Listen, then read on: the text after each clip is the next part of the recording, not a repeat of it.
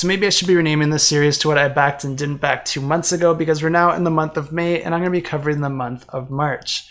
Also, I didn't actually back anything in the month of March, so maybe I should just rename this to what I didn't back 2 months ago. But I did back some campaigns in April, so you can look forward to that video in the future. And also, I'll include a special campaign at the end that's bringing something brand new into the board game space, and I thought it was really interesting, but I was also 100% confident that it was not a campaign that I was going to back, and I'll get into the details why at the end of this video. And even though I didn't end up backing any of these campaigns, I did look into each of them seriously, and just for fun, I'll be going through them in order of the ones I was least likely to back to the ones I was most likely to back. Except for the one at the end, which I was absolutely not backing. As always, thanks so much for tuning in, and let's check out the campaigns. And it just so happens that this first campaign is also the one that I think was the most anticipated by the community for the month. It was a bit of a slower month, but I still think that's an incredible feat, and this is for Encyclopedia. And this is a competitive Euro dice worker placement game where players are each playing as disciples of Charles Darwin, and players are trying to explore the world, discover new species of animals, publish their research in order to score victory points, and potentially win the game. And this game looks like it has an incredible design. I wasn't super interested in it at first, but as I heard more and more about it, and as I heard more from other content creators, they really did seem to enjoy this one, and it seemed like this one could potentially be one of the best Kickstarter games of the year. And I do think this is offering all this at a fairly reasonable price for a Kickstarter Euro game. And this one also uses dice worker placement, which is one of my favorite mechanisms. And this also adds a layer on top of it with different colored dice, and the colors kind of interconnect all aspects of the games together. And you're going to be trying to correlate different colors of animals with other colors in order to optimize your victory points for the end game scoring. But since I already spoiled everything, as you know, I did not end up backing this one. So what were the reasons for that? And it's a pretty simple reason here. The fact is that I already backed a campaign called Darwin's Journey a couple years ago, and I did play this one, and I thought it was one of the best games of its year. So how much better is Encyclopedia going to be for me than a game that I already know and love, and I think is one of the best of the year it was released? It's very possible that I could like this one a little bit more, but it's also possible that I don't. And I know that I like Darwin's Journey. I've already played it, and I also prefer the artwork on Darwin's Journey a lot more. But of course, good looks are nothing without also a decent personality. I think for me, this game already is offering me that full package, so it's kind of hard for another game to live up to that. And once I enter into a relationship like this with a game, I don't really look at other games. But I'm really happy for this game's success, and I wish it all the best, and I hope it finds a really great relationship with a gamer in the future. And the next campaign is one that I might have led a few of you on here because I was really excited about this game when it launched, and when I covered it in my weekly video, it seemed like a game that I was definitely going to back. And then I just never got around to playing it, and it is from a first-time publisher and a first-time designer, and when it is from a first-time designer, I really want to try the game myself before I end up backing it. This game still does look like a ton of fun to me, and it might still be one that I want in my collection. It has some really neat mechanisms where it has a rotating board, and players are going to be putting different buildings out on the board, which is going to grant them some benefits, but then the board gets rotated at the end of each turn, so those benefits are now granted to the player beside you. Of course, you're also getting the previous player's buildings put in front of you, so there is a little bit of player interaction through this rotating board, which I think is a really neat mechanism. But since I didn't have the time to learn and play the game myself, I did try to soak in as much as I could from other content creators and other videos that I could find online. I would say that I am a bit less interested overall after watching all the different content that I was able to gather together for this, and that's mainly because this did seem like it was a bit of a lighter game than I had hoped it would be, and especially with Euro games, I do like a little bit of meat on them. This is one that I'd still be happy to play, and I hope to play it in the future, but it wasn't one that I felt like I needed to rush out and add to my collection without having played it myself. And now we're getting to the campaigns that I 100% would have backed, but then just like one thing would end up stopping me. And the first one I have for you is Small Samurai Empires. And this game looks like a ton of fun. It looks like a game that I would definitely have a lot of fun playing. And this game's primary mechanisms are action placement and area control, where players are going to be using different action tokens, putting them on the map of Japan. And then they're going to be activated either in one direction across the map of Japan or the opposite direction, depending on the round that is currently in progress. So what's the reason that I didn't end up backing this game? Essentially, it was a few different things. I really was just interested in the core version of this game. I didn't really need all the extras. One of the reasons that this was a really attractive game to me is because I think it offers a lot in a really small package. I really like the theme and I really like the way the action programming works in this game, but I'm not so sure that this is one that my friends would want to pull off the shelf. And in the end, even though I really want this game, it doesn't really make sense for me to back it if I don't think it's ever really going to get played. And since I'm only really interested in the core game anyway, I don't feel like I'm missing out on too much, since I could just go ahead and back this in retail in the future. If I can find it in retail, it might be a bit difficult to find, but if I ever smarten up and replace all my friends with friends that want to play all the games that I want to play, then I can always go back and try and find this one in retail, or just find the base game on the secondhand market on BGG or on a local marketplace. And the next campaign that I really wanted to back but wasn't able to in the end was for Micro-Dojo, and this is a game for 2 players where there's 4 different meeples out on a board, and players are going to be taking turns moving those meeples to adjacent spaces because each space has an action associated with it, and players are going to be triggering different actions on their turn in order to gain different resources or trigger different events that will award victory points to the player that has the most of a particular resource. And this has a really interesting action selection mechanism baked into it, where each player can only move a meeple that both they or their opponent didn't move in their previous turns. So you're going to be a little bit limited with the meeples that you have left to move. Then you can also choose between the 2 that are available to you. You might decide to move the one that is most beneficial to you,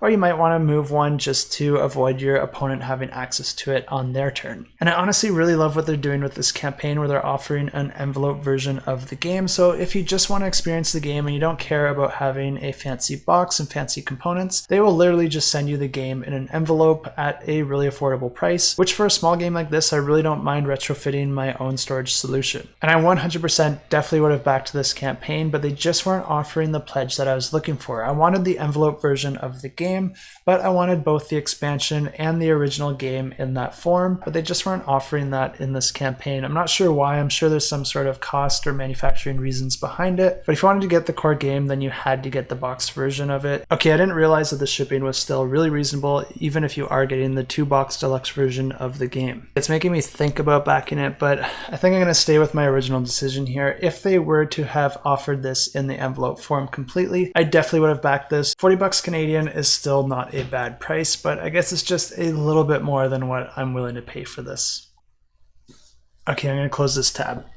And the next one that I was really interested in was from a campaign that's offering a few different games in it. All the games look pretty solid, but there's one in particular that I thought was really compelling, and that is Fujiyama. This one has some really nice artwork, but what really impressed me was the elegant rule set with it. This is a game where you're putting down tiles onto your board, and you're trying to match different colors to create different ecosystems so that you can put little animal tokens out on them and gain the most victory points. But the reason I think this game looks so good is because it has a really good push-pull mechanism where players are not able to actually use their own tiles. Instead, you're going to be choosing a tile from one of your adjacent opponents. Each of the players adjacent to the active player is going to be able to offer that player one of the tiles of their own to put out on their board. And you might think that logically players are just going to offer their worst tiles because they don't want that other player to win. But that's actually not the case with this game, because with whichever tile is chosen, the player that offered that tile is going to get a reward in the form of an animal token that they can then put out on their board. So players do want to offer the worst tile possible, but they always want it to be better than what their opponent player is offering. Unfortunately for this one, it was just the price tag that ended up stopping me in the end. After shipping, it was going to be anywhere from $65 to $75 to get this one to my door, and that was just too much for a little game like this. If I was interested in the other game they're offering in this campaign, I might have backed it, but I'm really glad that this campaign has had a lot of success, because if they ever launch another campaign in the future, and if there are multiple games that I'm interested in at that point, maybe this will make more sense for me to back. Smaller games are always more difficult to justify when you start to account for shipping, but the nice thing with smaller games is that if you do include 2 games, the shipping price actually doesn't change. So it does start to make the price point make a lot more sense. So I really do hope that they continue to find success and they're able to offer more campaigns, or even end up bringing these games into retail in North America. And those are all the campaigns that I almost backed in the month of March. Unfortunately, there wasn't anything that pulled me in enough while simultaneously offering me a price point that I thought was reasonable, although there were a couple really close ones. And if I had more disposable income and more space to store games, I probably would have backed some of these, but because my collection is already so big, I do get a little bit more picky because of that. And even though you can only see the games on the shelf behind me, I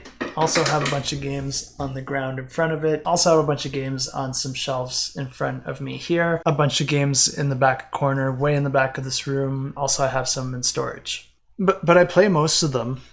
I want to play most of them. But let's get back to Teburu and what is this and why am I even taking the time to bring it up? And the reason I want to point this one out is because it is a really cool concept. It's a really neat idea and it's something that's going to continue to grow over time. And it also looks like it was a huge success. So we're definitely going to be seeing more games for Teburu. And this is essentially a digital game board with real components that are all connected wirelessly so that you can track all the movements and decisions in an app. And the game itself looks like a fine game. It's essentially a monster battler where players are working together to try and defeat different monsters in different locations that gradually change depending on the decisions that they make. And like I said, everything's digitally connected. So if you move something, the app will know where it got moved. And if you roll dice, the app will know exactly which values you've rolled.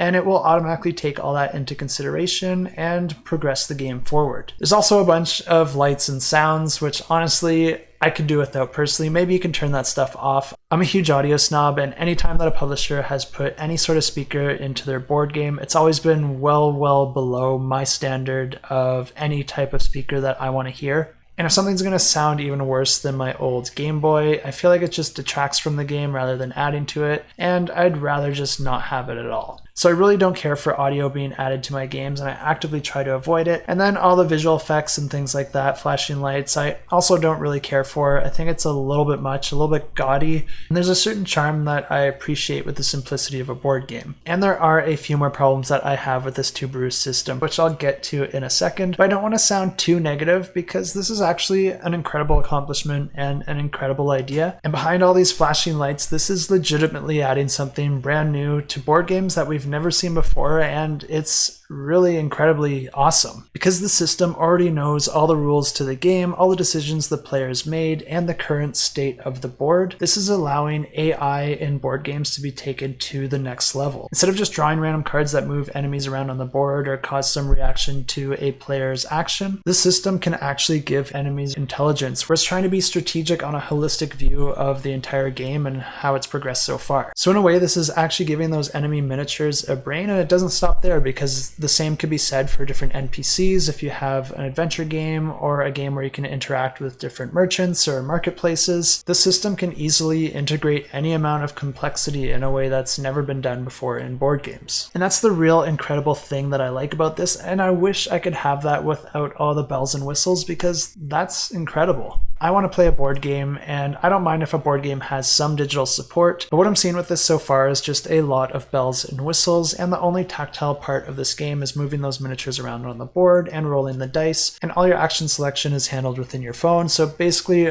all your decision making is handled within your phone. So at that point, I feel like I'm just playing a video game that has a skin of a board game. So that's already enough to know that this is not something that I'm interested in its current form, and the final nail in the coffin is that all of this needs to be charged. Those little miniature bases need to be charged, the board needs to be charged, all your phones need to be charged, which is asking a lot from some of my friends. And if you have a game that runs 1 or 2 hours with all of your screens on for the entire time, it's going to drain a lot of battery as you're playing as well. That being said, I'm still really interested to see what this evolves into. I would love to see the next game come out for this and then put as little as it possibly can into the app, still use real cards and real components for everything else, and then only use the app for things that are just not possible with your traditional board game, like making some very realistic NPC interactions or giving your enemy AI some really great strategy and really good decision making when you're going up against them so they don't just feel like mindless meeples walking around on a board. If they could figure something like that out while still allowing players to use cards and components and everything that you would experience in your normal board game and have as few things to charge as possible, then this would be something that I'm super excited about. And I think creating something like what I'm describing is possible with the team and the technology that they've built. But right now I think they're just missing the mark for me. I really don't care about visual effects or audio cues or bells and whistles added to my board games, making them more fiddly and expensive and require charging. What I really want to see see is for them to just double down on that really amazing concept of bringing intelligent AI into your board game and just bring that to its full potential, because I think that can actually add some incredible experiences that no one has ever had in board games before. Let me know what you think. Do you agree or disagree, or do you have different thoughts entirely? I don't deny that all these bells and whistles can be fun in their own way. I might be crazy, but to me it just pales in comparison to the possibility of intelligent AI. Those are all the campaigns I have for you from the month of March. I'll try to get April out a little bit sooner this time. And I want to know, am I just not backing enough campaigns this year, or did a lot of you not back anything in March? And did you also fill up your shelves and then everywhere else in your house before slowing down a little bit? I do have a few games I want to sell, and that pile's just been getting bigger and bigger. So I should probably get on that and make some space so I can justify filling it up again.